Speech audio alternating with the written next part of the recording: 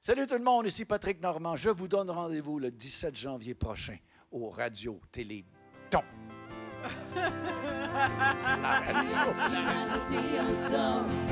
perds tout ce que j'aime et même le nom. Hey, on a volé mon contrôle. Y'a mon âme et y'a ma tête qui Dans un premier temps, peut-être vous parler du Téléradioton cette année. C'est sûr que c'est en formule, ça va être très différent. On est habitué depuis quelques années déjà d'avoir un spectacle à la salle des Jardins TELUS le samedi précédent le Téléradioton qui aura lieu le 17 janvier, il faut le dire. Cette année, bien, c'est bien certain qu'étant donné le contexte, on ne pouvait tenir le Téléradioton là, de cette façon-là, de se dire que le samedi soir, c'était l'enregistrement du spectacle qui, le lendemain, était rediffusé là, sur les ondes de toutes les télés communautaires de la région. On sait que la captation se fait par nos TV depuis les tout débuts, depuis 24 ans. On en est à notre 24e cette année. Méga5 qui est là aussi pour la sono, l'éclairage et tout ça. Fait que il a fallu réinventer tout ça cette année, là, bien certain. Et c'était très insécurisant parce que, je le répète, depuis 24 ans, j'ai l'impression que des fois, je suis dans le désert en train de prêcher, là, mais c'est ce qui fait que la ressource est encore là. Après toutes ces années, c'est notre moyen principal de financement. Là, puis il faut le poursuivre, faut continuer de le faire, là, bien certainement. C'est une année évidemment particulière. Depuis 24 ans avec Cogeco, on en a connu quand même quelques-unes particulières avec la ressource. Mais là, on a essayé il y avait quand même une idée depuis l'année passée de faire un spécial country avec Nelson Mainville et ses amis. Ils nous ont concocté ça. Ça nous a donc fait plaisir de revirer ça positif et de tourner à Montréal fin septembre. Là, on était vraiment chanceux juste avant que tout tombe en rouge là-bas. On a pu capter des beaux moments de plaisir quand même d'une gang d'artistes qui se sont retrouvés. Et là, on a monté 7 caméras, on a monté 3 techniciens avec une belle gang aussi de techniciens là-bas qui nous ont aidés. La gang de Mégason qui était avec nous pour vraiment, dans une salle exceptionnelle qui est Lion d'Or, vous partager, peaufiner une belle journée, une belle rencontre positive qui va avoir quand même, mais ça ne sera pas sur Zoom. Là, on va avoir vraiment un bel événement à vous proposer qu'on va tourner pour la première fois vraiment d'avance. Donc, on peut vraiment peaufiner un montage et vous préparer des belles surprises le 17 janvier en espérant, bien sûr, récolter autant de dons, sinon plus que d'habitude, parce qu'on le sait que les personnes handicapées de notre région en ont vraiment besoin. Alors, ça fait vraiment plaisir d'avoir pu avoir la chance de faire cet événement-là qui est toujours un privilège pour nous. C'est notre plus grande captation de l'année. Et là, on vous le présente d'une autre façon, mais avec tout notre cœur. Effectivement, comme Soliel le disait, à partir du mois de mai, là, on a commencé à se parler avec Thérèse et avec l'équipe. Et puis, on s'est dit, écoute, on ne pourra pas faire le show comme ça. On ne peut pas remplir la salle. Qu'est-ce qu'on fait? Alors, j'ai appelé mon ami Laurent Jalbert, qui traîne une caravane country depuis quelques années. Et puis, j'ai appelé Paul Darèche, avec qui je collabore de temps à autre, et puis tout ça. Et j'ai lâché un petit coup de fil à mon ami Patrick Normand. Puis j'ai dit, Paul vient, puis Laurent vient. Ça fait que si tu viens pas, ça n'a pas de bon sens. Ça fait que Patrick Normand, il dit, ben écoute, je vais demander à ma blonde, Nathalie Laure, on prépare un album, donc elle va venir aussi. Et puis j'ai dit, ben là, ça nous prendra une petite jeunesse, pareil, parce que là, le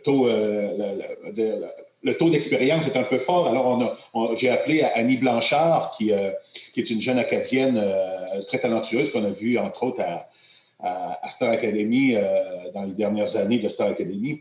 Alors, avec Paul, avec Laurence, avec Annie Blanchard, Patrick Normand, Nathalie Laure, j'ai dit, il faudrait faire quelque chose de simple.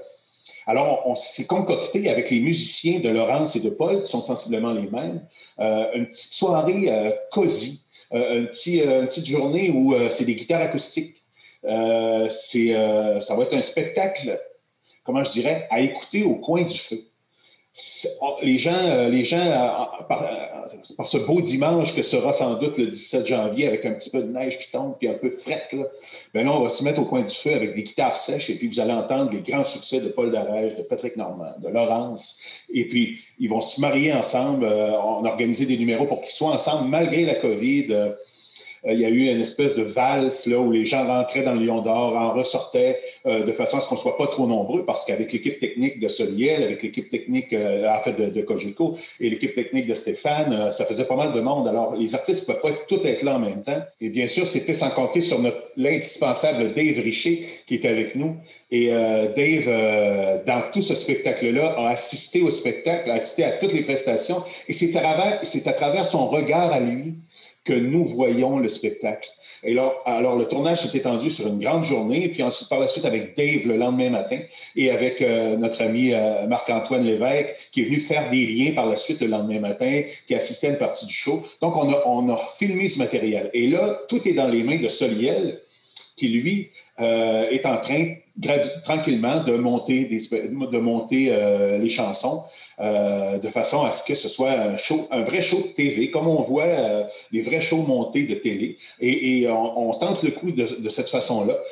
Je tiens à remercier, même s'ils ne sont pas là ce matin, tous les artistes qui ont été d'une générosité incroyable. On parle de bénévolat total.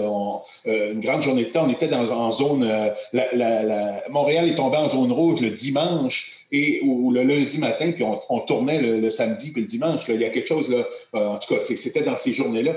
Alors, je remercie énormément les artistes qui sont là.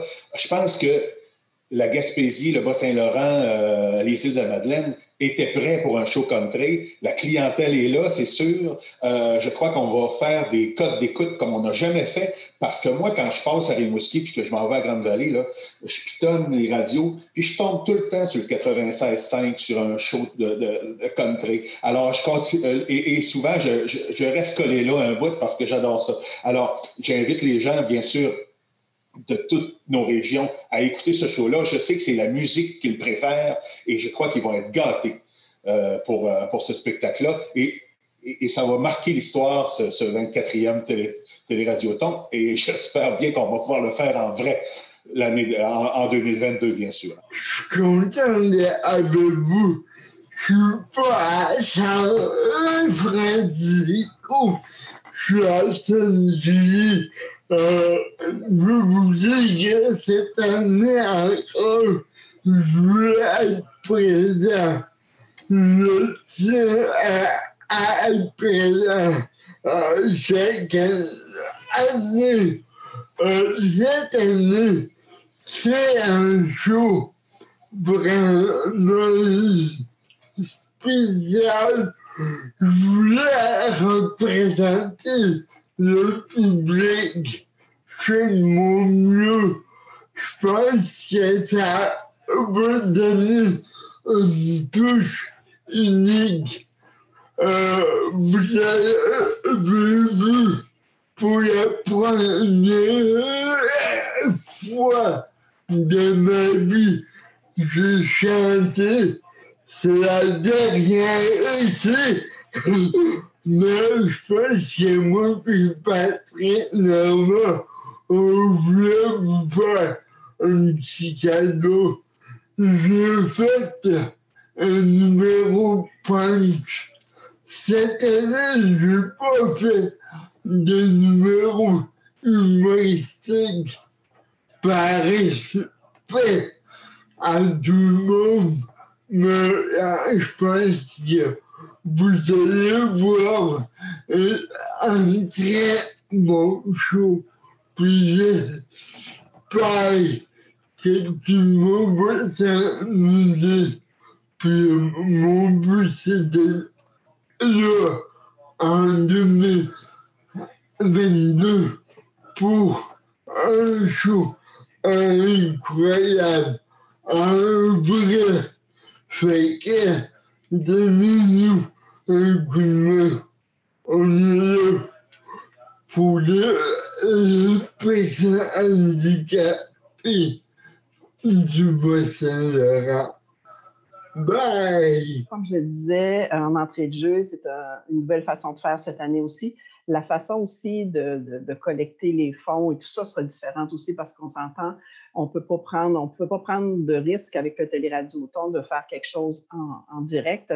On ne peut pas non plus prendre de risque de collecter les dons en direct aussi. D'habitude, on a des centrales téléphoniques partout sur l'ensemble du territoire. Cette année, on ne peut pas procéder de cette façon-là. Parce qu'on ne veut pas qu'au lendemain ou quelques jours après le Téléradioton, que les bénévoles si chers à la ressource se retrouvent malades, on comprendra. Donc, la façon de faire cette année sera très différente. Dès les prochains jours, prochaines semaines, tous nos anciens donateurs de la ressource vont recevoir par la poste un envoi leur demandant à nouveau d'être généreux cette année avec nous.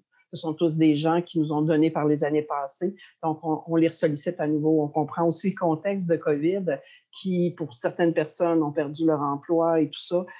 Vous savez, depuis des années, j'ai toujours dit que c'est plus qu'un besoin, c'est plus qu'un objectif. Le montant qu'on veut cumuler chaque année, c'est un besoin réel. Sauf que cette année aussi, réalistement, d'habitude, notre besoin est de 300 000 $. Notre objectif était de 300 000 $. Cette année, étant donné un party de crabe qui n'a pas eu lieu en avril, la loterie régionale qu'on doit repousser, les revenus du spectacle qu'on faisait le samedi soir à la salle des Jardins TELUS.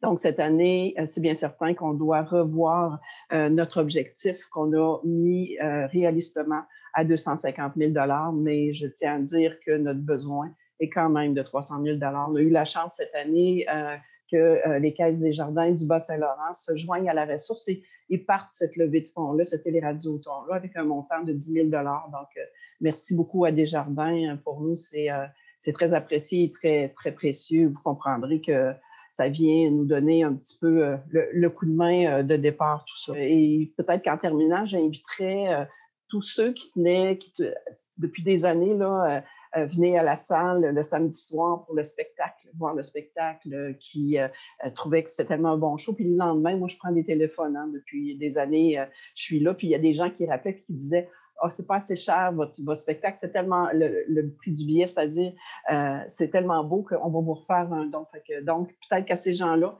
qui en temps normal, le samedi soir, se retrouvaient à Rimouski à venir voir un super bon spectacle, bien, je vous invite peut-être cette année à faire un don d'une façon différente à la ressource en nous appelant, en nous contactant.